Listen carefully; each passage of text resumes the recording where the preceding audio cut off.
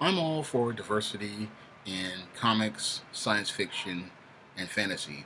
But what I don't like is some of the ways companies have been executing so called diversity in comics, fantasy, and science fiction. In recent years, companies like Warner Brothers DC Comics have implemented policies where they call themselves doing things in the name of diversity, when in actuality it's just repackaged tokenism. Examples of this include the Jamie Reyes Blue Beetle, the Jason Rush Firestorm. And the reason why I say that those are examples of tokenism is because you already had two existing white characters who were already in this position, and they already had a following of fans behind them. In the case of your Ted Kord and Ronnie Raymond, they were already two very good, rock solid characters, and they already had two good, rock solid backstories, and there was no need to kill both either of these characters or replace them with new black or Hispanic characters. For me, that's not diversity. For me, that's tokenism, because there are other ways of bringing in an African American, Hispanic, or whatever ethnicity character in an organic fashion. And an example of this would be the introduction of the character Michael Holt, who became Mr. Terrific. Now, the Mr. Terrific character in the Golden Age, as we all know, was a white male. But over the course of the storyline, the original Golden Age Mr. Terrific passed on, and he passed the mantle of Mr. Terrific to Michael Holt. And the way it was done was in an organic and natural way that people could see that not that he was a black Mr. Terrific, but a black man with the skills and who met the skills and qualifications became Mr. Terrific, and it was done in an organic fashion. And when you look at something that's done organically, where a black man becomes a superhero based on the content of his character, it's a much better and a much stronger character, because no one can argue that the Michael Holt Mr. Terrific is a great character, because he's a very, very great character. He's a very well done character. And he we see a character called Mr. Terrific, and we see Michael Holt, not just, a black Firestorm or a Hispanic Blue Beetle. And this is what the difference between a token character and a well crafted, well done character.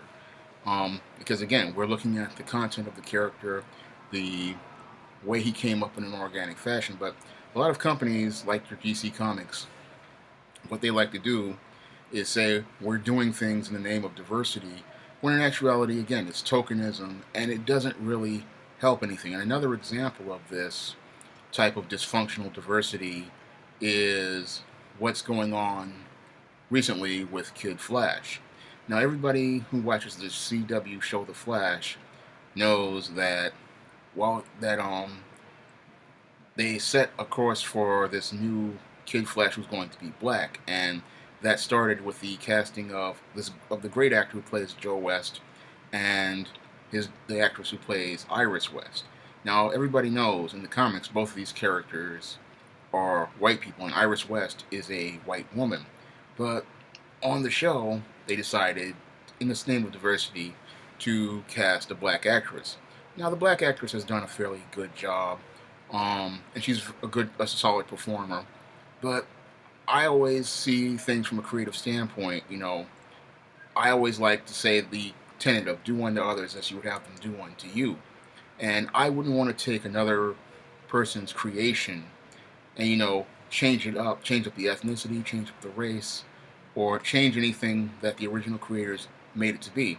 Because I wouldn't want anybody to take a character that I create, you know, like an ISIS or who is African American. I wouldn't want anybody taking an African American ISIS or an African American East team. I wouldn't want anybody to take these black characters and then bring in white people and then bring them in and turn them into white characters. So if I wouldn't want anybody to turn my black characters white, I wouldn't want to take somebody's white characters and turn them black. I always feel that, if a creator created something to be a certain way, you leave it that way. That's just the way I feel about it. And when the case of, Iris West and the Kid Flash, I'm not really a fan of it because I look at it this way. I wouldn't want to see, a white Static or a white Falcon or a white War Machine. I really would not want to see that. So on the flip side, I wouldn't want to see a black Iris West or a black Kid Flash, um, because again, I want to stay true to the creator's source material, and I want to respect everything that the creators did. I say, if you really want diversity in comics or in fantasy or in science fiction, you really should start making efforts to create new characters like I do, with characters like um, Isis, right here. That's an African American character I created. So go out and make your own original characters for Easting. I go out and create my own characters, and I look at it that way. And I say, if you want diversity, you go out and you create your own new characters, or you go out and push existing characters because there's a great catalog of existing characters out there for creators to use. I mean, if you really want to add diversity, all you have to do is give some of these characters a push and give them a platform. This is something that a lot of companies don't do. They'll say, I want diversity. But when they do diversity, again, they do it in a very passive aggressive way. They'll, take a existing character who was white and then make them black, or they'll take a character and they'll, say we have a character, but they'll never use them, like your Michael Holt, Mr. Terrific, who has been sitting on the shelf for several years, and everybody loves this character. Everybody is a big fan of this character, and this character has never even gotten that much of a push from the publisher. I can think of other African American characters that never got a push, like your Mal Duncan, or um, or they get half-hearted pushes like with Cyborg, where they get nobody where they get like stuck on like Cyborg. He got put on the Justice League and was used to replace Martian Manhunter, but in most cases he's sitting there looking like Rufus the Butler, operating the transporter. I mean, that's not diversity. That's just a black guy he's in the comic, but he's not really doing anything, and he's not getting any development, and he's not getting any stories. And for me, if you're gonna bring in an African American character, you really want to see the character having storylines, having character development, and being a part of the series, not just, hey, he's the black guy. Because I remember back in the early '80s when I was a kid, when they brought Falcon into the Avengers, and I have all those issues. I inherited them from my brother's comic collection, and it was disappointing to me because yes, you had a black person on the Avengers, but he really didn't do much. I mean, when you read the issues that the Falcon was featured in, he was pretty much a fifth wheel, and then later on, he just pretty much left the team because he felt slighted in this way. And I don't know if the writers meant to write it that way or make that point, but the whole idea of having an African American character on a team is so that he can make a contribution. Now, a positive example of a African American character being on a team would be John Stewart on the Justice League. Now, John Stewart had major storylines, he had a lot of character development, and he fit right into the team. And that's how you do an African American character if you want to put him on a team. That's how you express diversity because he had major romance with Hawk Girl. I mean, that was one of the best executions of an African American character I ever saw on a mainstream program. It was John Stewart on the Justice League. Incredibly well done. This is how you do it. And when I look at that, the way he was presented, that's how you bring diversity to a product. That's how you bring diversity to a comic book brand because we're seeing a character, again, based on the content of their character, where we see, as I wrote and made in the previous video, we don't see a black character, we see a character who is black. And there's a big difference between the two because a black character, again, he's on the surface. It's just the skin tone. It's just, he's a black guy. But a character who is black, the character, who they are on the inside, comes first, and their skin tone comes second, and then we form a relationship with them based on their internal character and their internal character traits. That's what draws us to them. That's what makes us identify with them, and that's what makes us relate to them. And I really would, when it comes down to diversity, I would rather see characters who are black, and this is why I have no problem with Joe West, and these days, really, literally have no problem with Iris West. I just have a problem with them not respecting the source material. But I am I like the content of the characters. I just don't like, people just taking characters who were once white and then making them black and then shoehorning diversity in when, you know, you could do this in a much more organic fashion, by either introducing new characters or introducing different storylines.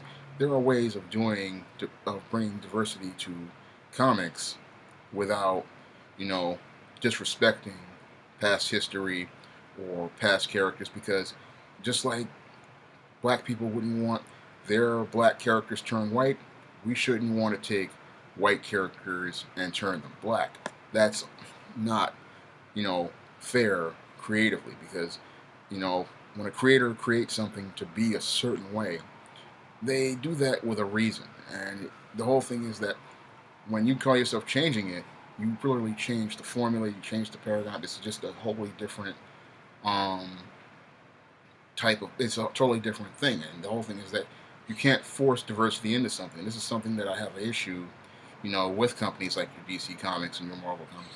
They try to shoehorn diversity in places when, if you did it right and created characters organically, like in the examples I made of Michael Holtz, Mr. Terrific, or John Stewart in the Justice League, you can have a great product everybody can get into. And when it comes down to diversity in African American in fantasy and science fiction, I believe the best thing of all is for people to just go out and, support, especially independent black characters, because the only way you're going to get real diversity is from African American writers or African American artists and their characters, because they can give you the best picture of what an African American character is and how to relate to them, because we know what it is to be African American. We know the issues of African Americans, and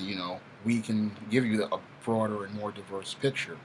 Um, you can go out and support these other books. If you see Michael Holt, Mr. Terrific, or a John Stewart. But again, creators like myself have been out here for years. We create a lot of great African American characters, and sometimes you just have to get out of the box if you want to see those type of characters. Characters like Isis will give you a very unique perspective on African American women and African American history, and give you a picture and give you a unique perspective on the Egyptian mythology. And that's why I write those type of stories. And when you go out and see other things, it gives you, again, a better, broader picture and a better understanding of the African American culture than you would if you went to a comic or a fantasy title with black characters in it, but it's written by a non-black person. That's all I have to say for this video. You can pick up books in the ISIS series, such as ISIS: Wrath of the Cyber Goddess, in paperback and on Kindle Unlimited. Um, you can pick up the ISIS East-Team crossover, which starts with ISIS: Night of the Vampires and ends in East-Team Undercover. Both of these books are in paperback and are featured on Kindle Unlimited. And you can get many of the books in my catalog by clicking the link in the description box. You go to Amazon, the ebooks are just 99 cents and the paperbacks are $10. So there's a great selection of titles, and I urge you to go out and give them a try. Again, that's all I have to say for this video. You can comment, rate, and subscribe.